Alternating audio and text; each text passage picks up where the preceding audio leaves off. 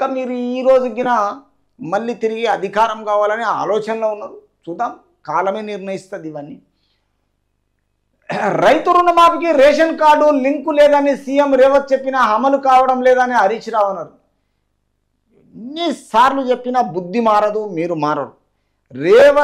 రేవంత్ సర్కారు చెప్పింది ఏం లేదు. మీ రుణమాఫీ మీకు ఖచ్చితంగా 2 లక్షల రుణమాఫీ మేము మా మేనిఫెస్టోలో ఇచ్చిన మాట మీద ఉంటాము. నువ్వు ఇచ్చిన మాట మీద ఉండవు, నువ్వు తర్వాత రాజీనామాకిన చేయవని వాళ్ళకి తెలుసు. నువ్వు చెయ్యకున్నా పర్వాలేదు, కానీ ఇట్లాంటి అభాండాలు మాత్రమే.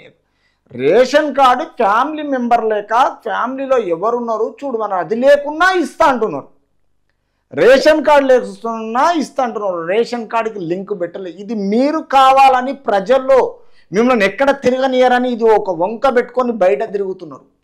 లైవ్లో మీకు పనికి మళ్ళీ కొన్ని ఛానల్ అనేవి వాళ్ళతో చెప్పేసి ఈరోజు మీరు తయారు చేసుకున్న ఇది ఉద్ఘాటన అంతే తప్ప మంచిదని మీరు మిమ్మల్ని నమ్మే రోజులే లేవు. తెలంగాణ ప్రజలు సచ్చినా నమ్మరు మిమ్మల్ని, అది బాగా గుర్తుపెట్టుకోండి.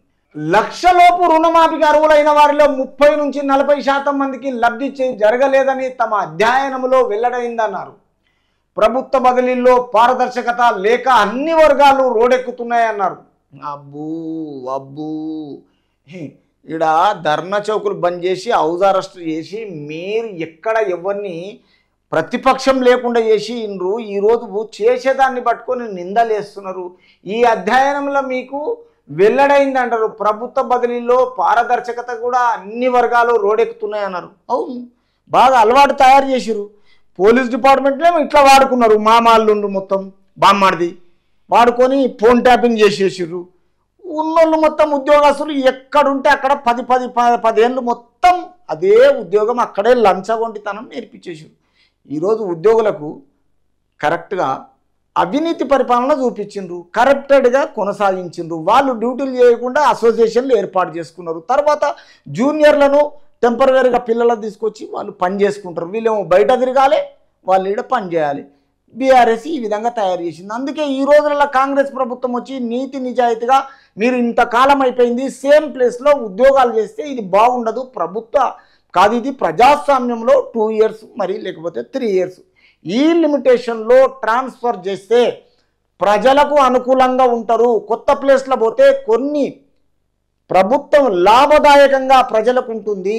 ఈరోజు ప్రభుత్వ ఆఫీసులు అయిపోయినా తర్వాత ఎంప్లాయీస్ అయిపోయినా ఉద్యోగస్తులకు ఈ విధంగా ట్రాన్స్ఫర్ చేస్తే ప్రజలకు మంచి జరుగుతుందని రోజు కాంగ్రెస్ ప్రభుత్వం చేయబోతే రోడ్లు ఎక్కుతుందని ఈ బీఆర్ఎస్ ప్రభుత్వం వీళ్ళని ఇట్లా మొద్దు నిద్రగా ఇలా తయారు చేసిన ఘనతనే బీఆర్ఎస్ది.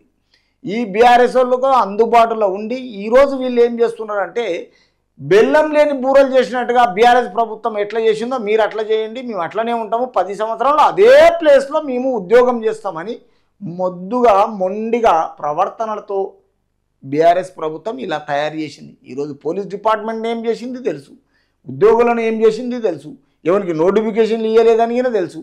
వీళ్ళ అలవాట్లు ఏంటంటే కేవలం వీళ్ళను మంచిగా ప్రజలను ప్రశాంతంగా ఉండనియరు. అందుకే ఇవన్నీ కామన్. వీళ్ళకేందంటే ప్రభుత్వాలను తయారు చేస్తారు, వీళ్ళొక్కరు మాత్రమే బాగుండాలంటారు. ప్రజలకు ఇది మేలు చేసే బీఆర్ఎస్ ప్రభుత్వం కరెక్ట్ కాదని తెలంగాణ రాష్ట్ర ప్రజలు చెప్తారు.